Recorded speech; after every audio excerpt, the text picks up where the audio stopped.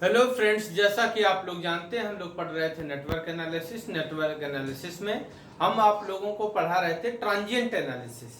Transient analysis में हमने आपको तीन चार करंट की टाइम की वैल्यू आएंगी, जैसे कि t equal to 0+, 0 negative and 0 infinite. तो इन सब चीज़ों का 1 बाई 1 करके हम समझते हैं कि इनका क्या यूज है, क्लियर, और कैसे एक दूसरे से डिफर है। जैसे ऑलरेडी आपको लगेगा कि t equal to 0 and t equal to 0+ and t equal to 0 negative, ये तो बोथ आर सेम नहीं, लेकिन ट्रांजिएंट में ये सबका हल्का हल्का थोड़ा से डिफरेंस है। क्या डिफरेंस है, आइए उसको हम देखते हैं। आज हमारा कौन टॉपिक है, concept of t equal to 0 negative, 0 and 0+। जैसा कि आप लोग जानते हैं कि ये मैं टाइम एक्सिस एक बना के रखा हूं, ये टाइम एक्सिस माइनस इनफाइनाइट से और प्लस इनफाइनाइट तक ये टाइम एक्सिस में भी बना लिया हूं, ठीक है। माइनस इनफाइनाइट से और प्लस इनफाइनाइट तक हमने टाइम एक्सिस बना लिया, ठीक है। टाइम एक्सिस पे ये देखिए, ये जो डॉट डॉट किया हूं ये पोजीशन ऑफ 0 है, पोजीशन ऑफ 0, ये समझिए पोजीशन ऑफ 0। अब 1 बाई 1 समझते हैं। देखिए, जब हम किसी भी सिस्टम या कोई भी आप बैटरी ले लीजिए या कुछ भी फैन ले लीजिए या किसी भी सिस्टम पे जब आप ऑपरेट करने जाते हैं तो एट वो प्रेजेंट टाइम पे t इक्वल टू 0 पे सिस्टम को ऑन करते हैं, ठीक है। तो वो हुआ t इक्वल टू 0। क्या हुआ, t इक्वल टू 0। फिर जस्ट आप ऑन करते हैं तो आप प्रेजेंट टाइम पे होते हैं। क्यों, क्योंकि प्रेजेंट टाइम पे आप वर्क करेंगे, ठीक है। उससे जो पहले का है उसको पास्ट वैल्यू बोलते हैं, पास्ट वैल्यू। और जो t इक्वल टू 0 है वहां से लेके और इसके बाद इनफाइनाइट तक वो प्रेजेंट वैल्यू के रिप्रेजेंट करेगा, प्रेजेंट स्टेट होगा। तो देखिए हमने बताया t इक्वल टू 0 ये मोमेंट है जब आप कभी भी किसी भी सिस्टम में आप t इक्वल टू 0 पे स्विच ऑन करेंगे और उसको एक्टिवेट करेंगे, क्लियर। तो t इक्वल टू 0 ये देखिए हमने बना दिया, और इधर ये देखिए पास्ट है और इधर ये प्रेजेंट। क्यों, क्योंकि t इक्वल टू 0 के बाद आप आगे ऑपरेट कर रहे हैं, ये प्रेजेंट टाइम हो गया और ये पास्ट टाइम हो गया, ठीक। अब जब आप t equal to less than 0 पे जा रहे हैं तो आप कोई इनपुट आउटपुट में चेंज नहीं हो रहा है, तो उस टाइम पे जो स्टेट होती है उसको स्टडी स्टेट बोलते हैं। क्या बोलते हैं, स्टडी स्टेट। तो ये देखिए t is less than 0, t is less than 0, ये जो हम कर रहे हैं t इज लेस देन 0, तो ये स्टडी स्टेट है।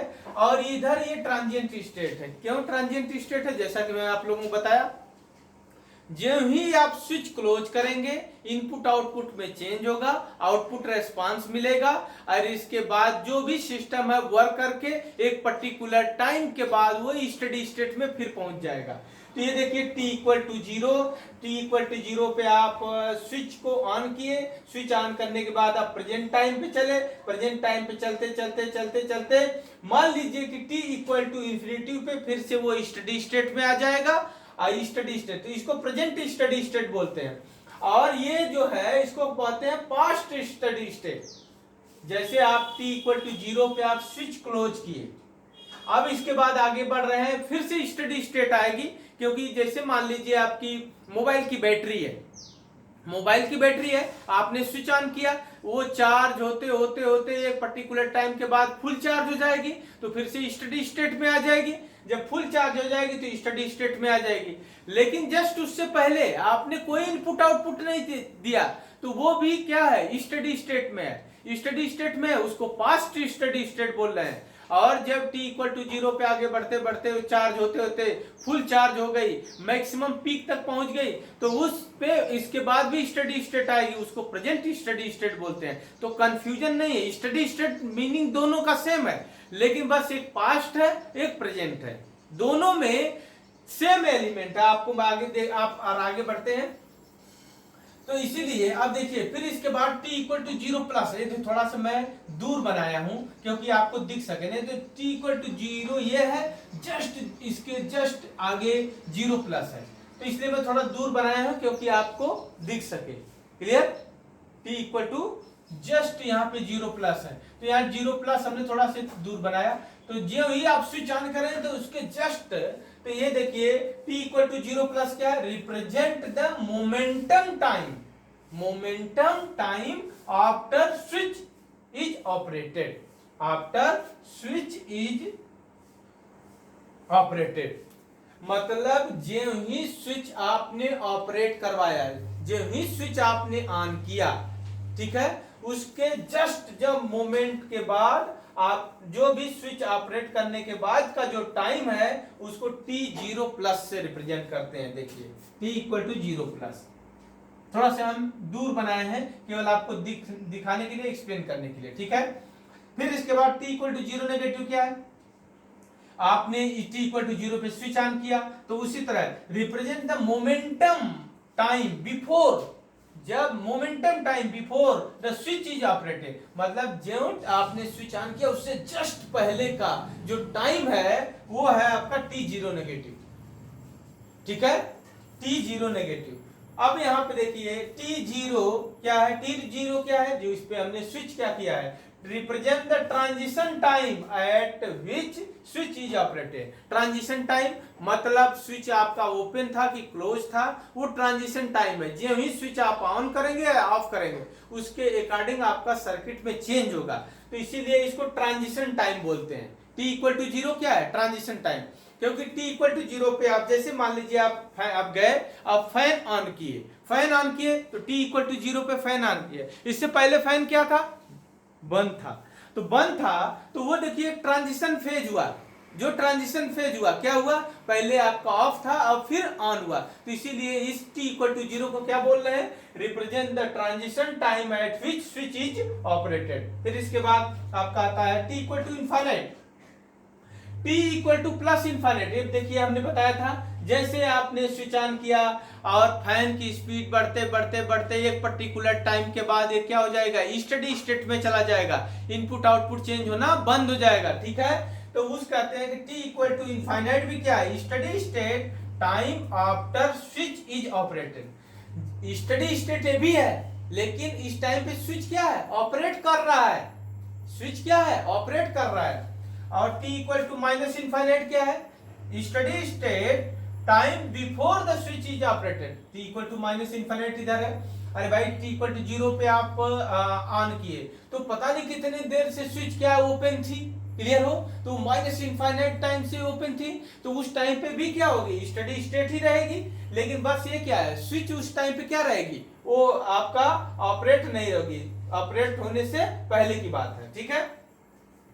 फिर इसके बाद t equal to 0 negative, t equal to 0 negative हमने बताया, फिर t इक्वल टू 0 प्लस देखिए, 0 नेगेटिव देखिए, t इक्वल टू 0 नेगेटिव जो हमने बताया था उसी को थोड़ा सा और आगे एलिब्रेट करते हैं, क्या है, represent the study state time before switch is operated. अब कह रहा है represent the study state time, अरे भाई t इक्वल टू इनफाइनाइट भी क्या है, स्टडी स्टेट है, ठीक है, लेकिन t0 नेगेटिव क्या है, represent the study state time before switch is operated. Switch operate होने से पहले का जो टाइम है वो है स्टडी स्टेट, तो उसे t लेस देन 0 भी इसी को कहते हैं, सेम चीज है, t इक्वल टू 0 नेगेटिव भी कह सकते हो या steady state, all are same, सब सेम है, क्लियर।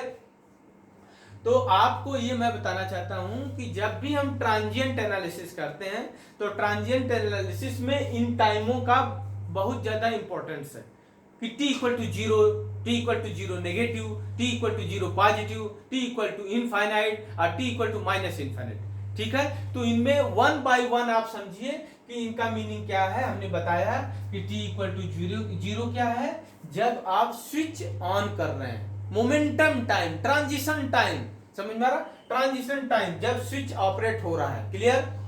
फिर इसके बाद वन बाय वन मैं आपको बताया कि देखिए ये क्या है, और ये देखिए इधर ये आपका स्टडी स्टेट है, यहाँ भी स्टडी स्टेट है, ये प्रेजेंट स्टडी स्टेट है, और t0 नेगेटिव भी पास्ट स्टडी स्टेट है।